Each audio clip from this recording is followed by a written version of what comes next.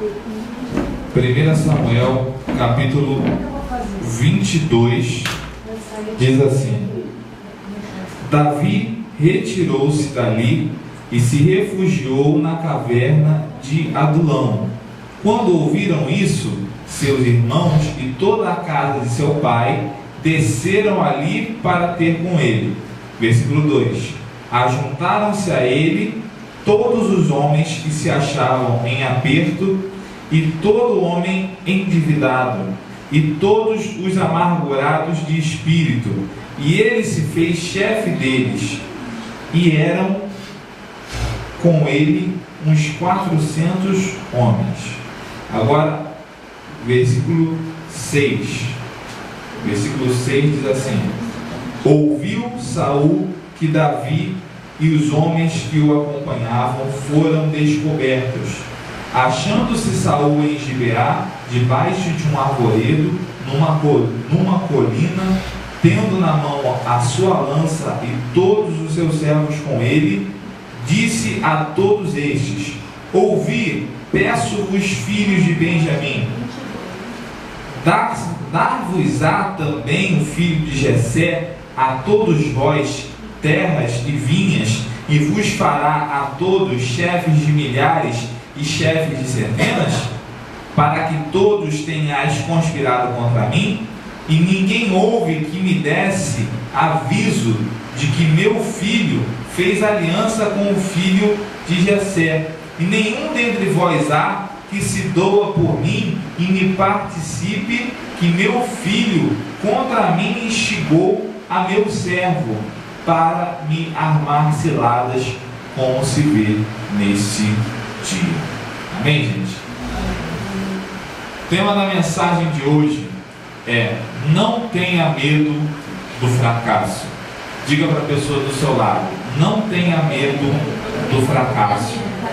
Né? Diga para ela: não tenha medo do fracasso. Tem criança aqui, mas eu falo mesmo, porque desde criança tem que aprender isso. Não pode ter medo do fracasso. Gente, o medo é um sentimento que pode ser muito prejudicial. Muito. O medo, ele treina a pessoa para parar de sonhar. Nós temos aqui dois exemplos claros, de Davi e do rei Saul. Davi, criança, pastoreando ovelhas, animais de seu pai. Chegou o profeta para ele e falou assim: olha, você vai ser rei. Virou um chifre de azeite na cabeça dele, o consagrou o rei. Não era coroado, mas estava sendo consagrado, separado para ser rei. Isso naquele coração gerou um sonho, gerou uma visão dada por Deus. Quantas não são as vezes que Deus te pega, Deus te separa, de repente num sonho, numa visão, você ouvindo uma palavra e você tem aquela visão de que você vai fazer, você vai acontecer, você vai pegar aquele sonho e vai torná-lo em realidade. É assim que aconteceu com Davi naquele momento. E Saul também, de uma hora para outra, se viu rei. O povo pedindo um rei, e quando foram ver, Saul era o mais habilidoso na espada, era formoso, tinha toda a capacidade de liderança e foi tornado rei. Mas um teve o medo do fracasso e o outro teve a coragem para enfrentar os seus medos. E aquele que teve o medo do fracasso viu o seu reinado se esvair, ir embora de suas mãos, esmoreceu os seus próprios sonhos. Saul, ele perdeu o reinado quando ele achou que precisava consultar outros deuses, quando ele achou que precisava de outra coisa ou de outra pessoa que não fosse ao Senhor que o colocou naquela posição. Eu vou te dizer uma coisa: quando Deus te dá um sonho, quando Deus te dá uma visão a ser realizada, a única pessoa que você precisa para te dar opinião é o próprio Deus, porque foi Ele que te deu o teu sonho. É o próprio Deus, porque foi Ele que te deu a visão. Outras opiniões você pode parar, ouvir e prestar atenção, mas se não for em linha, da mesma forma que é a direção de Deus, simplesmente não vai dar certo. Por quê? Porque geralmente outras opções de sonho, que não são as opções iguais, idênticas, inspiradas por Deus, são opções de sonho que nos levam a ter medo de fracassar e não conseguir. Mas eu vou falar, pior do que fracassar é não ter tentado. Pior do que não conseguir é não ter tentado para não conseguir e ficar na dúvida: será que eu teria conseguido? Isso é pior. Medo, ele treina a pessoa, né? Parece que é um treinador ali dos mais consagrados. Ele treina para poder fazer a pessoa parar de sonhar. Por quê? A pessoa fracassou uma vez, já vai na segunda mais cansada, né? Aí tenta de novo, não consegue, aí já vai na terceira já mais desacreditada. Aí tenta, quando ela vai ver, ela está desanimada, parou de sonhar, não aguenta mais. O medo faz isso. Mas você é instigado nessa noite a sonhar, é instigado a colocar os teus sonhos, a tua fé em ação, dizendo: eu creio em Deus, eu creio na palavra do Senhor, eu vou conseguir, eu vou me levantar, o meu sonho vai se tornar realidade, a vitória é minha no nome de Jesus. Isso é o que você é chamado para fazer nessa noite, tal como aconteceu com Davi, que é engraçado, que disse aqui no versículo 2 do 1 Samuel 22, disse assim: ajuntaram-se a ele todos os homens que se achavam em aperto, todos os homens endividados, amargurados de espírito, e ele se fez chefe deles, e eram uns 400 homens. Durante as aulas, durante o seminário de teologia, durante as aulas na faculdade de marketing, eu aprendi uma coisa: que você acaba sendo, abre aspas, líder, chefe, somente dos que estão abaixo de você, num sentido em que não é que você é superior às pessoas, não, mas as pessoas estão vendo em você algo que elas querem. Isso é normal, isso é fato, tranquilo. Quando alguém se chega muito para perto de você, ela quer aprender pelo menos com você alguma coisa que ela não tem. Isso é normal, gente. Nem, é interesseiro, pastor. Não, isso é normal, né? Por que as pessoas se achegam a Jesus? Não é? Que querem a palavra que Jesus tem, querem o milagre que Jesus faz. Então, é daí ele se torna nosso rei, nosso Senhor. E aí com Davi, que é na verdade um ancestral do Senhor Jesus, né? Por isso que dizem que Jesus é filho de Davi, que ele vem nessa mesma linhagem de filho, neto, bisneto de Davi. Ele teve as pessoas amarguradas, as pessoas que tinham, sabe, que a vida já não tinha mais graça. É esse aí que Deus separou para estar com Davi. Por quê? Porque esse daí está precisando realmente se levantar, conquistar e, sabe, não tem mais nada a perder. E agora já não é mais hora de perder, agora é hora de ganhar. E dali, daqueles, se fez um grande exército, melhor do que o exército do rei Saul. Por quê? Porque a pessoa já estava numa posição que ela tinha claro na cabeça: não tem mais nada a perder, então o que me resta na vida é ganhar, né? Fale para o seu irmão: agora é a hora de vencer. Fale para ele, anima ele. Agora é a hora de vencer, agora é a hora de vencer, agora é a hora de ganhar, agora é a hora de subir, meu filho, porque descer está amarrado, não vai mais, não vai. Agora é a hora de subir. Agora é hora de chegar na presença de Deus com ousadia, com alegria, na presença de Deus, para poder receber o milagre do Senhor. E só que como hoje nós estamos falando coisas contra o medo de fracassar, eu quero dizer também uma coisa: que o medo, ele provoca um curto-circuito na capacidade que a pessoa tem de sonhar. Um curto-circuito é mais ou menos o seguinte: quando para a energia elétrica ser gerada, tem todo, né, a juntar o positivo com o negativo na proporção certa, para não causar danos à luz, mas sim a lâmpada funcionar perfeitamente. Só que se você tirar os fios da lâmpada, você tirar os fios da tomada e juntar um no outro, né, é capaz de você queimar a casa toda. Uma vez eu fiz isso, graças a Deus me guardou, né? Criança, né, pessoal? Misericórdia. Criança e tomada junto, né, missionário? Né? Criança e tomada junto não funciona.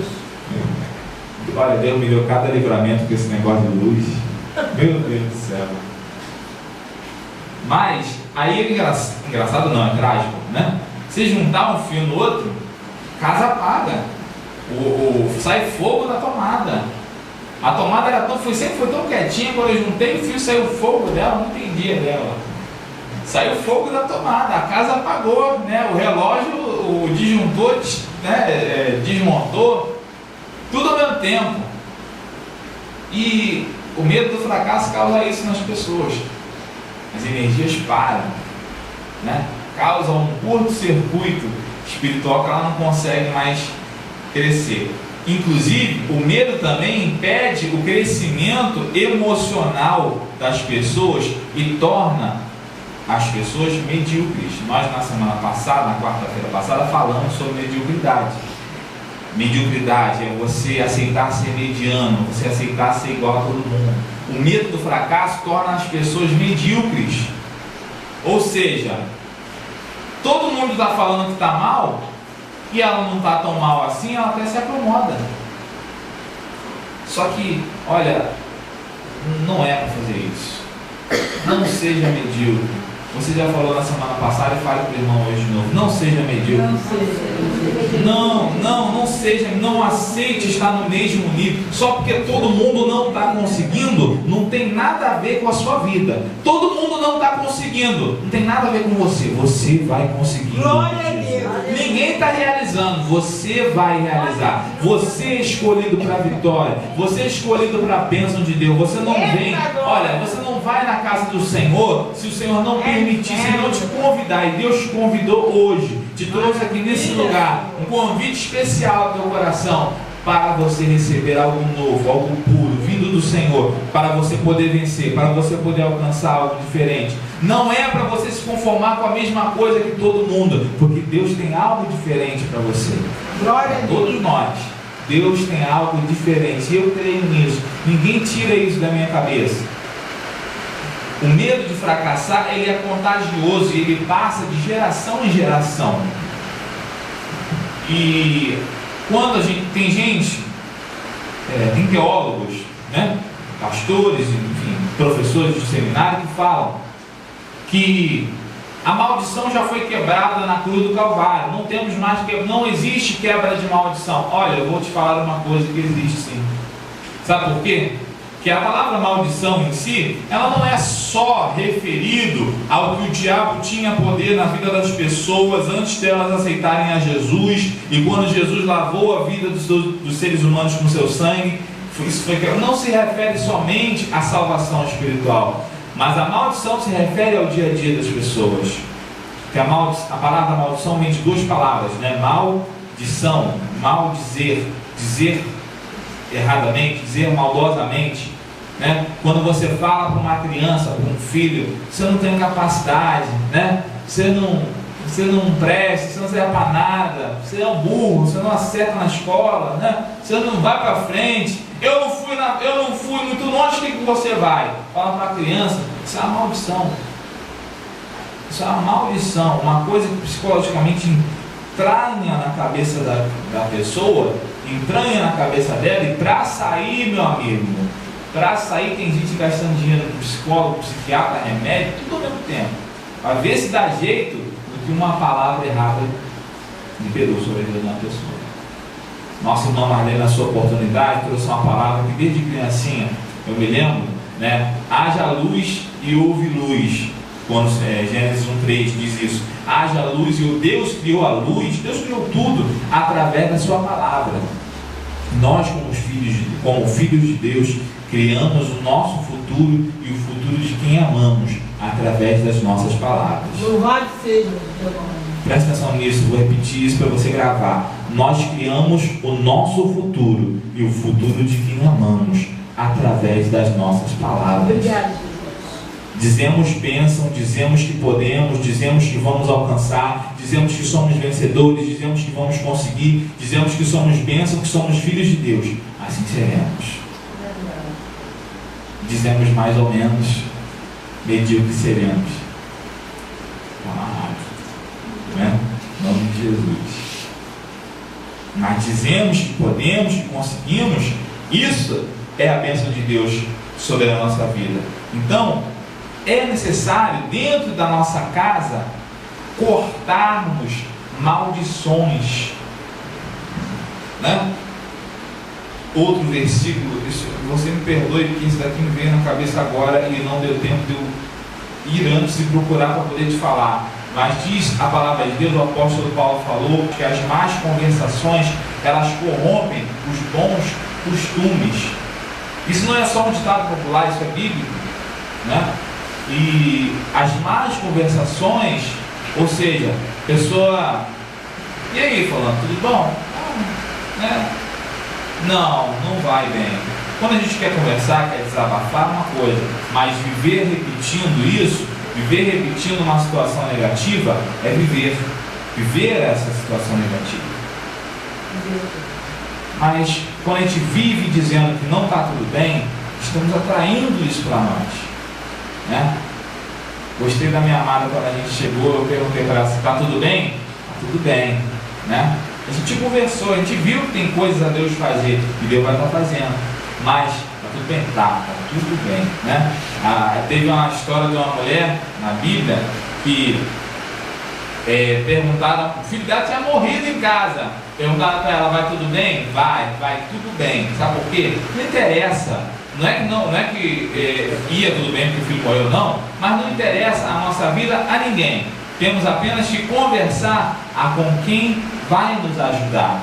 Conversar, expor com quem está disposto a estender a mão e nos levantar. E em primeiro lugar, esse alguém é Deus. Então nossas petições, nossos problemas, nossas lágrimas, nosso choro tem que estar assim colocado no altar do Senhor. Pastor, mas eu vou vir para a igreja, eu vou me ajoelhar aqui na frente. Se você quiser, o teu altar é a tua cama, quando você se ajoelha para orar, é o teu quarto, onde você for, né? Tem gente que até no momento de necessidade se tranca no banheiro e ora lá dentro, mas ora, fala com Deus, entrega tuas lágrimas na mão do Senhor, porque é Ele quem vai fazer o mais na tua vida, ou algo a mais na tua vida, assim como fez na vida de Davi, a qual não teve medo do fracasso como Saul teve.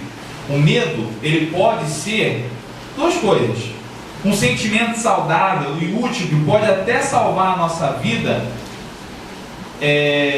se a gente pensar que, por exemplo, ao atravessar a rua, né, se tiver um certo medo de atravessar, a gente olha para os dois lados, espera o sinal parar, né? Agora eu trabalho, quando vou de dentro do trabalho, sai na frente daquela saída da Central do Brasil, todo mundo atravessa na frente do carro, não quer nem saber, quer que acha que aqui no Brasil é Europa, né? Que vai atravessar e o carro vai parar. E às vezes não funciona assim, vem ônibus buzinando, o pessoal atravessa, não tem medo. Mas claro, para preservar a nossa vida, nesse sentido, o medo pode ser útil, porque nos leva a ponderar as coisas, mas ponderar da maneira correta. Porque, às vezes, o nosso medo, ele toma uma proporção a qual eu disse que o medo pode ser saudável, mas também tem a segunda coisa, que o medo pode ser muito destrutivo. Você não precisa abrir, mas se você quiser depois ler em casa, o livro de Jó, no capítulo 3, versículo 25, Jó, assim que aconteceu todas aquelas desgraças na vida de Jó, no comecinho do livro, Jó disse assim, capítulo 3, versículo 25, o que eu temia me sobreveio. Ou seja, o que eu temia me sobreveio. Poxa, então ele estava esperando o problema acontecer. Então, aí as pessoas falam assim, mas o Jó foi um coitado, pastor, o Jó foi isso. Olha, capítulo 3, versículo 25 do Jó, o que eu temia me sobreveio, o que eu receava me aconteceu. Ele tinha medo do mal mais do que fé em Deus, não ponderou as coisas, deixou o medo sobressair a fé que ele tinha em Deus. Tanto é verdade que no final do livro de Jó, no capítulo 42, ele disse para o Senhor, antes eu te conhecia só de ouvir, agora os meus olhos te veem. É diferente você viver com Deus, você ter fé em Deus de verdade. Diferente. Algumas pessoas têm uma fé muito limitada, né? E quando ela realmente conhece a Deus, se aprofunda a conhecer a Deus, os seus medos vão embora. Aleluia. Quando lançamos a fé, os medos vão embora. Já diz um grande homem de Deus, que o medo, ele é simplesmente o contrário da fé. O medo atrai coisas negativas. A fé atrai a vitória. Amém, gente? Amém. O medo do fracasso, ele não pode paralisar você. Não pode parar. A culpa, o pecado, mas lá atrás, pastor, tanto tempo atrás eu tentei ser vitorioso e não consegui. Deu tudo errado, porque isso, porque aquilo, eu pequei, e o Senhor, eu acho que o Senhor ainda não me perdoa, eu carrego isso no meu coração. Olha, meu irmão, vou te falar uma coisa: Deus tem tanto interesse na tua vitória que Ele é capaz de limpar a tua vida agora. De todo pecado, culpa que você possa pensar em ter sobre o seu passado. O seu passado terminou 7h30. Antes desse culto, tua vida era uma. Hoje, agora, tua vida pode mudar. Glória a Deus. Toda a culpa, todo sentimento negativo, tudo que te aprisionava a não se lançar para conseguir o que você sempre pediu a Deus, você pode deixar para trás antes desse culto. Porque agora, ao ouvir essa palavra e ao crer que Deus pode limpar o teu coração agora, você pode sim começar uma nova história. Deixa a página antiga para trás, começa uma nova. Amém? Amém. O fracasso, ele pode ser um professor ou pode ser um ditador. O fracasso, ele pode nos ensinar muita coisa se a gente não tiver medo. Pastor, nós só está falando do fracasso propriamente dito? Meu amigo, porque às vezes a gente vai encarar certas situações que vão nos ensinar muito mais do que se a gente vivesse na bonança a vida toda. Por exemplo, conheço um pastor, amigo meu, que primeira igreja que Deus deu para ele, primeira igreja, foi um crescimento meteórico. Em 6 meses o irmão tinha 200 membros, algo assim extraordinário, sobrenatural. Primeira igreja foi assim. Aí o que aconteceu? A direção da denominação dele pegou ele daquela igreja e colocou em uma outra que tinha uns 100 e pouco, vamos botar uns 150 membros. Em pouco tempo também, aquela igreja de 150 foi a 600 membros, algo assim. Meu Deus, muito absurdo, positivamente, né? Pastor, homem de Deus. E aconteceu uma certa situação na vida dele, um grande mal entendido, a qual colocaram ele em uma igreja com 30 membros, né? Tudo mudou. A forma da igreja evangelizar era outra, recursos que entravam na igreja era outro, tudo mudou, tudo. E aí ele falou comigo isso. Quando eu estava com as igrejas grandes, eu não entendia como é que as igrejas pequenas trabalhavam, funcionavam, não entendia por que elas eram pequenas, né? Não entendia por que os pastores de igreja pequena passavam por tanta dificuldade, não entendia. Hoje eu estando numa igreja pequena que eu estou conseguindo entender, né? Ele é pastor, meu amigo, também sou pastor, e ele pôde entender a realidade, né, que muitos vivem. Às vezes nós temos que usar os nossos momentos de dificuldade para aprender e crescer e entender que não é fácil. E quando Deus dá a vitória, que a vitória é grande mesmo. Aleluia. Não é do dia para a noite, não é um passe de mágica, não é um conto de fadas. Não, é vitória, é bênção de Deus, é algo que não ia acontecer se não fosse a providência de Deus na nossa vida. Uma vez, um homem estava jogando tênis, né? Estava um de um lado da quadra, o outro do outro. Estava do lado de cá, era empresário, do lado de lá era empregado, desse empresário. E eles dois jogando tênis, e quando de repente o empresário teve uma parada cardíaca, caiu no chão, e não sei se você sabe, mas quando o coração do ser humano para, dentro de 6 minutos, se você reanimar a pessoa, dentro de 6 minutos, é uma chance muito grande da pessoa sobreviver. Depois de 6 minutos, o bombeiro sabe disso, né? Depois de 6 minutos, as chances caem drasticamente de você conseguir reanimar a pessoa e a pessoa realmente voltar a viver sem sequelas e tal. E era o caso de ele botar a mão no meio do peito, empurrar para a massagem cardíaca e soprar na boca dele, forte, para poder fazer o pulmão voltar a funcionar. Boa respiração boca a boca. Então, esse empregado, ele ligou para o médico e não fez a massagem cardíaca nem a respiração boca a boca. O médico chegou uns 10 minutos depois, tentou reanimar, tentou soprar e não conseguiu. Não conseguiu. Quando chegou o desfibrilador, aquele negócio de choque, deu um choque nele, não conseguiu reanimá-lo.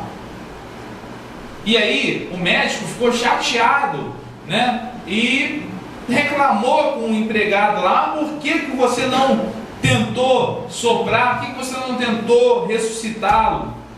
Ele disse assim: eu tive medo de quebrar a costela dele.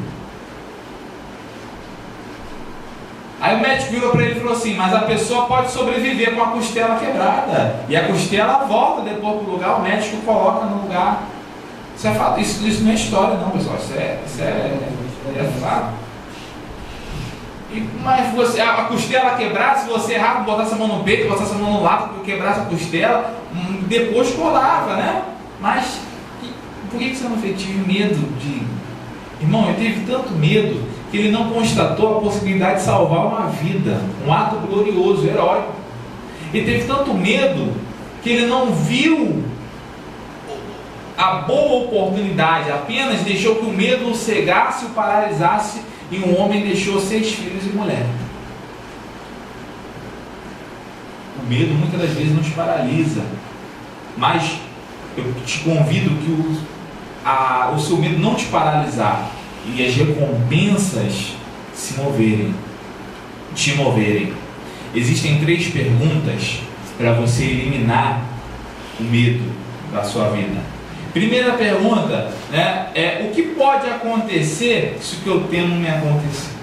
O que pode acontecer se o meu medo virar realidade? Será que realmente vai ser tão ruim assim? Será que, bicho de 7 cabeças? Outra pergunta que você deve se fazer é: o que de mais provável pode acontecer? O medo, o que eu temo, ou o acerto, a vitória? Por quê? Às vezes a pessoa teme, vamos dizer assim, né? Tem medo de fazer um bolo ficar ruim e as pessoas reclamarem. Mas esquece que pode dar certo. Esquece que ela pode seguir a receita direitinho e o negócio pode dar certo. E ela tem tanto medo disso que ela não tenta. Isso paralisa a pessoa. E terceira pergunta: o que é melhor para mim e para os meus familiares? Eu agir ou eu não agir? Fazendo essas perguntas que eu fiz aqui para você, você vai colocar os seus medos na medida certa. Não vão ser exagerados, não vão ser gigantes te impedindo de chegar à vitória, de chegar à bênção, mas vão ser apenas dilemas que com Deus você vai resolver. Aleluia. Isso coloca os seus medos no lugar. E a gente falou aqui muito de medo hoje para poder jogá-los fora. Nós não devemos viver com os medos. Na verdade, os medos só devem servir para a gente ponderar a nossa realidade e mais nada. O restante tem que ser fé em Deus, coragem e ação. Porque a coragem, ela não é a ausência de medo. Não. Ah, ele é corajoso porque ele não tem medo. Não. Corajoso ele tem medo, mas ele age independente dos seus medos. Amém, gente? Amém.